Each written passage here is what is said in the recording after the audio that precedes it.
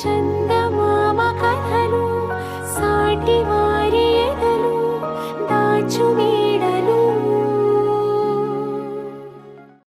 అందరికీ నమస్కారం. ఈరోజు మనము ఇంకొక కొత్త కథ విందాము. ఈరోజు కథ పేరు రామాపురం రామయ్య.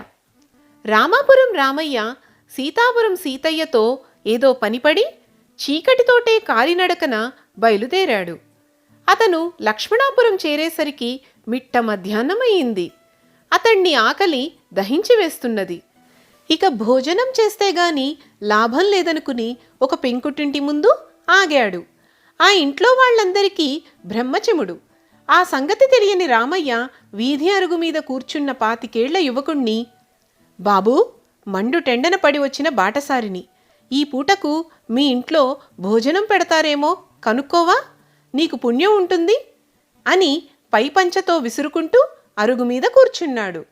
ఆ యువకుడు చరచరా లోపలికి వెళ్ళి పెళ్ళీడికొచ్చిన చెల్లెల్ని ఎడాపెడా తిడుతూ, ఎవడేవాడు, ఏ ఊరివాడు, వాడిని పెళ్లాడతావన్నావట, వాడొచ్చి వీధి అరుగు మీద తిష్ట వేశాడు, ఈ సంగతి 10 మందికి తెలిస్తే ఎంత అప్రదిష్ట, ఎంత అప్రదిష్ట అంటూ నోరు నొక్కుకోసాగాడు. అన్న మాటలు మరొకలాగా వినపడ్డ చెల్లెలు తోక తొక్కిన తాచులాగా లేచి విసవిస పెరట్లో చుట్ట కాల్చుతున్న తండ్రి దగ్గరకు వెళ్ళి, నాన్నా, ఇదెక్కడి ఘోరం, ఇదేం న్యాయం, ఆస్తిలో నాకు వాటా రాదంటున్నాడేమిటి అన్నయ్య, ఆ మధ్య జమీందారు గారు తండ్రి ఆస్తిలో కూతుళ్లకు కూడా హక్కు ఉన్నదని చేసిన శాసనం ఆ చెవిటి వెధవకు తెలిసినట్టు లేదు, ఏమనుకున్నాడో ఏమో, నాకు వాటా లేదంటూ వాదులాటకు వచ్చాడో జమీందారు గారికి చెప్పి వాణ్ణి మిట్ట మధ్యాహ్నపు రోహిణీకార్త ఎండలో రచ్చబండ దగ్గర నిలువున కొరత వేయిస్తాను అని అన్నది. ఆమె తండ్రి సగం తాగిన చుట్ట గిరవాటు వేసి బావిలోంచి నీళ్లు తోడుతున్న భార్య వీపు మీద గట్టిగా చరిచి, ఏమే మొద్దు మొహమా, అమ్మాయితో వంట చేయనని నన్ను పస్తులుంచుతావని అనడానికి నీకెంత పొగరు, నిన్ననేం లాభంలే, కూరలు పచ్చళ్ళు మాట దేవుడెరుగు, అసలు మీ వంశంలో ఆడవాళ్లకు అన్నం వండడం కూడా రాదని మా బామ్మ పెళ్లి చూపుల్లోనే మొత్తుకుంటూ చెప్పింది, అయినా ఆమె మాట వినకుండా నిన్ను గట్టుకున్నాను అంటూ చిందులు తొక్కడం ప్రారంభించాడు. అతడి భార్య సగం తోడిన నీళ్ల చేదను బావిలోనే వదిలేసి గొల్లుమంటూ పోయి పత్తితో ఒత్తులు చేసుకుంటున్న అత్తగారితో, ఏమిటత్తయ్యా ఇది, నీకిదేం బుద్ధి, 40 ఏళ్లు దాటి రేపో మాపో 60 ఏళ్లు వచ్చే నీ కొడుకుకు రెండో పెళ్లి చేసుకోమని పిచ్చి మాటలు చెప్తున్నావా, నీ కొడుకేమన్నా చిన్నపిల్లాడనుకున్నావా, లేకపోతే ముచ్చుపాలెం మిరాసీదారా, నేనేమన్నా నోరు వయలేని దాన్ననుకుంటున్నావా, నా సంగతి మీకు తెలియదు, చూడు, నేనీ ఊరు పెద్దల్నే కాదు, ఏటవతులున్న 7 గ్రామాల పెద్దల్ని కూడా పిలిపించి మీ ఇద్దరిని చింతపరికెలతో ఒళ్ళు హూనం చేయిస్తాను చూడు అన్నది శివమెత్తిన దానిలాగా చేతులు ఆడిస్తూ.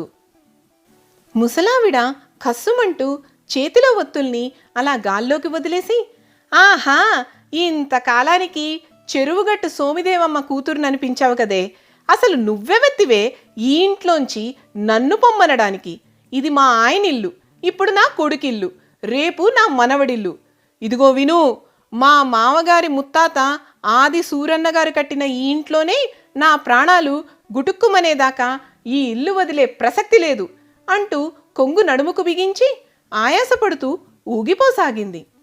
అలా ఇంటిల్లిపాది ఒకరి మాట ఒకరికి అర్థం కాక గొడవ పడుతూ ఎవరికి వారే గ్రామ పెద్ద దగ్గరకు వెళ్లే ఉద్దేశంతో బయటకు వచ్చారు.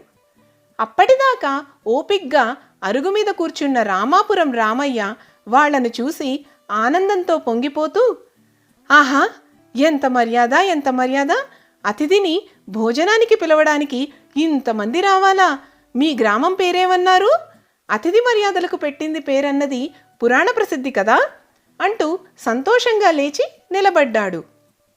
ఇది చూసి కోపంలో ఉన్న ఇంటి పెద్ద భగ్గుమంటూ, మా ఇంటి వ్యవహారాల్లో కల్పించుకోవడానికి నువ్వెవరివయ్యా, మేమేం పరాయి వాళ్ళం మీదకి వెళ్ళలేదే, అంతా అయిన వాళ్ళం గనక తిట్టుకుంటాం, కొట్టుకుంటాం, ఆ తర్వాత మేమే కలుసుకుంటాం, పిలవని పేరంటంగా వచ్చి మాకు బుద్ధులు చెప్పడానికి నువ్వేమన్నా ఆ మధ్య పెళ్ళాం బిడ్డల్ని వదిలేసి కాశీకి పారిపోయిన బుద్ధిరాజు భూషయ్యవా అంటూ గట్టిగా ఒక చిటిక వేశాడు. దానితో రామయ్య బెంబేలు పడిపోతూ, అయ్య బాబోయ్, ఒక్క పూట భోజనానికి 10 రూపాయలా? అంత డబ్బే? నిజంగా అంత డబ్బే నా దగ్గరుంటే నాకసలు ఆకలే వెయ్యదు, నీ ఇంటి అరుగు మీద కూర్చునేవాణ్ణే కాదు అంటూ గబగబా అరుగు మీద నుంచి కిందకి గెంతి వీధి వెంట పరుగెత్తసాగాడు. సంగతేమిటంటే పాపం ఈ రామాపురం రామయ్యకు కూడా బ్రహ్మచముడు. నచ్చిందా ఈ కథ? తిరిగి ఇంకొక కథతో మళ్ళీ కలుసుకుందాము. మా కథలు మీకు బాగున్నాయనిపిస్తే లైక్, షేర్ అండ్ కమెంట్ చేయండి. అలాగే మా ఛానల్కి సబ్స్క్రైబ్ చేయండి.